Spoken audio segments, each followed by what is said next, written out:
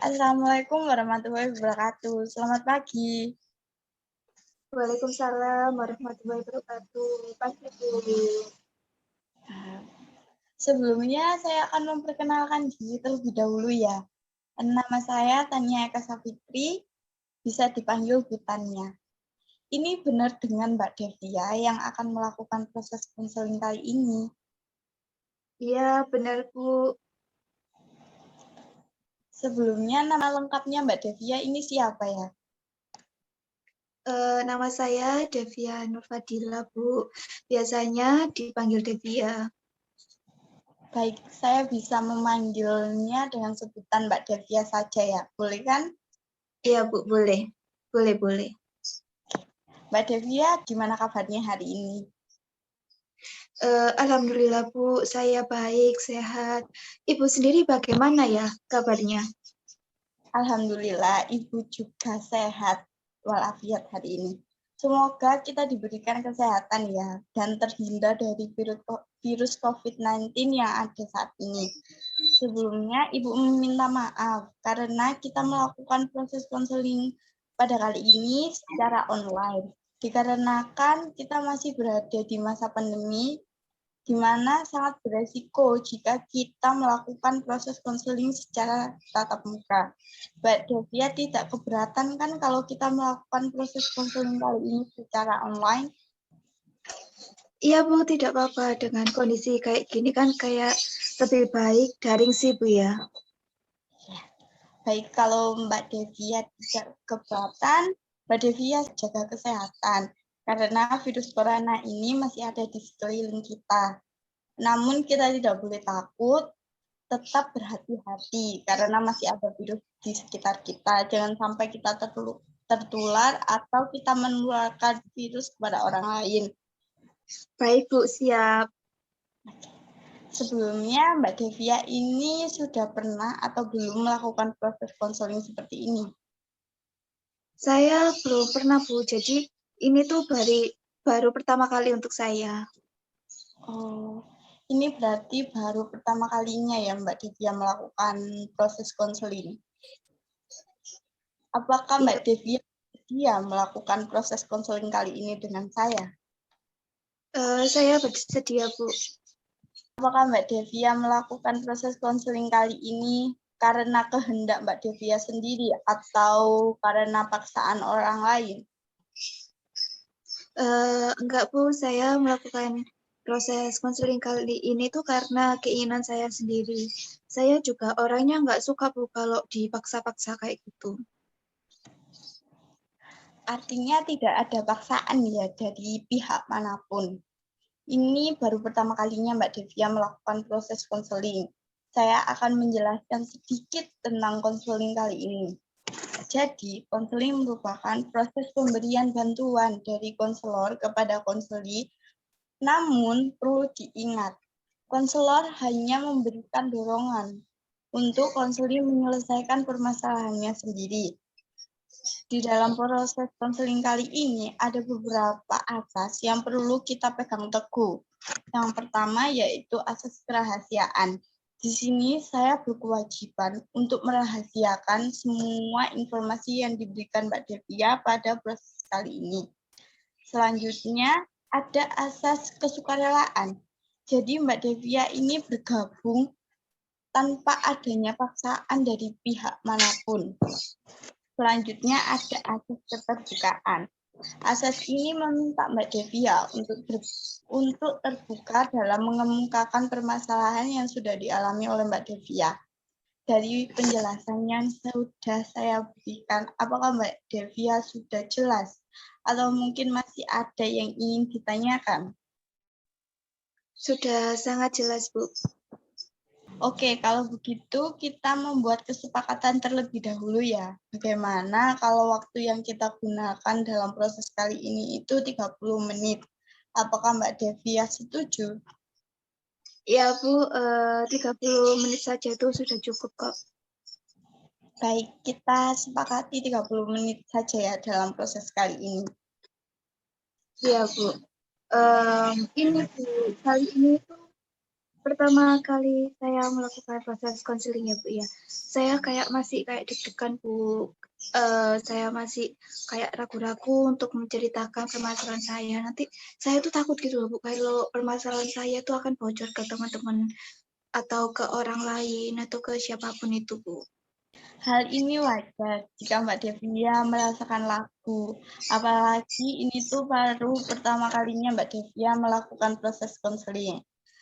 Perlu diingat ya Mbak Devia, dalam proses konseling ini terdapat asas kerahasiaan, di mana Ibu harus dan wajib merahasiakan informasi yang sudah diberikan oleh Mbak Devia pada proses kali ini. Jadi Mbak Devia nggak perlu ragu lagi akan kerahasiaan Mbak Devia terhadap permasalahan yang sudah Mbak Devia ungkapkan. Baik Bu, kalau begitu saya kayak sudah tidak ragu-ragu lagi dan saya siap melakukan proses konseling kali ini. Baik, kalau Mbak Devia sudah tidak ragu lagi, bagaimana kalau Mbak Devia sekarang mulai menceritakan permasalahan yang dialami oleh Mbak Devia? Baik Bu, jadi gini Bu, saya tuh kayak terlalu berlebihan gitu kalau merokok, gak jarang saya juga minum. Lebih parahnya lagi Bu, ngerokok itu Bu, kalau lagi pusing, satu pak itu, ya saya bisa sendiri itu, satu pak itu Bu, kayak satu wadah rokok itu tadi. Mbak Devia bisa menceritakan lebih detail permasalahan Mbak Devia ya?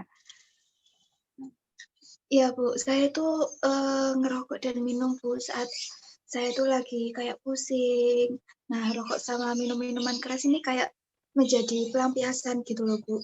Kalau misal nggak ada apa-apa ya, saya nggak ngelakuin itu Bu.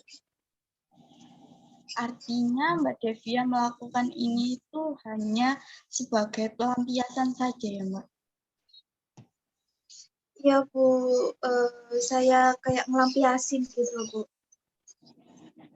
Mbak Devia melakukan hal ini itu sendiri atau gimana? Saya ngelakuin itu biasanya sama temen Bu. Kan saya itu ada masalah ya Bu. Keluar rumah terus, ketemu teman-teman, habis itu kayak ngerokok terus minum gitu Bu. Oh, artinya Mbak Devia ini tuh keluar dulu, terus ketemu teman-teman, lanjut tak merokok, terus minum gitu ya? Iya Bu, betul sekali seperti itu. Apakah Mbak Devia tahu dampak dari apa yang sudah Mbak Devia lakukan? Iya Bu, saya tahu jika saya terlalu berlebihan merokok dan minum minuman keras itu kan tidak baik buat tubuh saya ya Bu ya. Dampaknya kan bukan di badan saya sih Bu, tapi pemikiran orang mengenai saya, terus dicap cewek nakal lah dan lain-lain Bu. Baik, Mbak Devia sudah menyadari ya bahwa baik ada dampak yang ditimbulkan dari tingkah laku Mbak Devia ini. Selanjutnya, apa sih tujuan Mbak Devia untuk melakukan proses konseling kali ini? Aku itu pengen gitu loh Bu, kayak ngelakuin kayak apa sih Bu? Saya bingung, saya harus ngapain gitu loh. Saya tuh bingung, saya tuh harus ngapain seperti itu Bu. Oh, mungkin yang dimaksud Mbak Devia itu Mbak Devia ingin mengurangi minum-minuman keras, tapi Mbak Devia ini masih bingung, gitu. Ya Bu, betul sekali seperti itu. Kalau bisa sih, aku itu nggak ngelakuin hal itu lagi gitu loh Bu. Baik, Seperti itu jika Bu. itu tujuan Mbak Devia melakukan proses konseling kali ini, apa sih yang sudah Mbak Devia lakukan untuk mencapai tujuan Mbak Devia tadi? Yang saya sudah berusaha Bu, kalau ada sesuatu atau masalah gitu, saya main sih ke teman-teman gitu, kayak niatnya itu main aja Bu, tapi ujung-ujungnya ya ke situ lagi Bu. Kayak menurut gitu ya Bu ya, yang parah banget sih itu waktu saya ngerokok atau kalau minum, kayak kalau minum sih kayak masih mikir-mikir gitu Bu. Baik. Apakah dengan Mbak Devia misal ada masalah terus keluar main sama teman-teman gitu, apakah bisa Mbak Devia mencapai tujuan Mbak Devia tadi? Saya pikir sih Bu ya kayak nggak bisa. Soalnya kan teman-teman saya itu mayoritasnya kan kayak cowok-cowok yang pasti mereka itu ngerokok. Nah, kalau saya pusing gitu mereka nawari saya buat sembuh dulu Bu gitu. Katanya sih biar kayak gak pusing. Tapi saya tuh kayak ngerasa lama-lama kok aku nggak baik ya Bu kalau kayak gini terus. Badanku itu ya kayak mulai nggak enak gitu kadang-kadang Bu. Kayak apa ya? Sesak nafas gitu rasanya. Baik.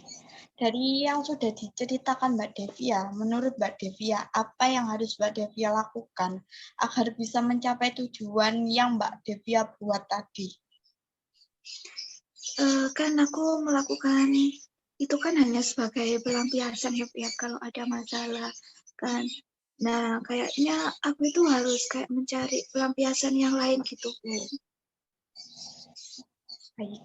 Menurut Mbak Devia, pelampiasan apa yang cocok untuk Mbak Devia lakukan kalau misal ada masalah?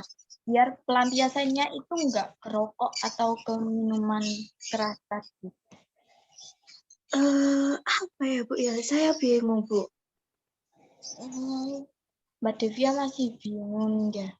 Mungkin Mbak Devia memiliki hobi atau sesuatu yang bisa membuat Mbak Devia kayak senang gitu loh melakukannya. Oh iya ya, Bu, ya, Bu. Saya tuh suka masak, Bu. Wow, Mbak Devia ternyata bisa masak ya dan suka masak ya. Iya, Bu, saya tuh suka masak. Kalau masakan saya jadi gitu, aku kayak merasakan seneng banget gitu, Bu. Jadi bagaimana kalau ini saja ya, Bu, ya pelampiasan saya. Jadi kan kalau saya ada masalah gitu, masak saja kayak makanan pedas terus dimakan. Kayaknya apa ya, Bu, enak gitu, Bu. Wow, itu ide yang sangat bagus sekali Mbak Devia. Lalu, apa yang Mbak Devia mau lakukan untuk mewujudkan tujuan Mbak Devia? Di mana tujuan Mbak Devia tadi kan untuk mengurangi atau berhenti merokok dan minuman keras tadi ya. Nah, apa yang akan Mbak Devia lakukan? Saya sih akan mencoba Bu kalau ada masalah gitu aku ngelampiasinya itu ke masak Bu, bukan malah keluar terus nongkrong sama teman-teman dan ujung-ujungnya kan aku kayak ngelampiasin masalahku ke rokok atau ke minum-minuman keras gitu Bu. Bukan berarti aku itu nggak mau nongkrong lagi gitu sama mereka kan Bu. Aku itu nongkrong ketika aku baik-baik saja. Jadi aku bisa ngontrol diriku sendiri gitu. Wow, bagus sekali Mbak Devia. Mbak Devia sudah dapat menyelesaikan permasalahan Mbak Devia sendiri. Saya harap Mbak Devia bisa melakukan apa yang sudah diungkapkan Mbak Devia barusan. Saya rasa pertemuan kali ini sudah cukup. Semoga Mbak Devia bisa mencapai tujuan Mbak Devia. Dan untuk Mbak Devia tetap semangat ya. Sekian, kurang lebihnya mohon maaf. Wassalamualaikum warahmatullahi wabarakatuh. Waalaikumsalam warahmatullahi wabarakatuh. Terima kasih, Bu.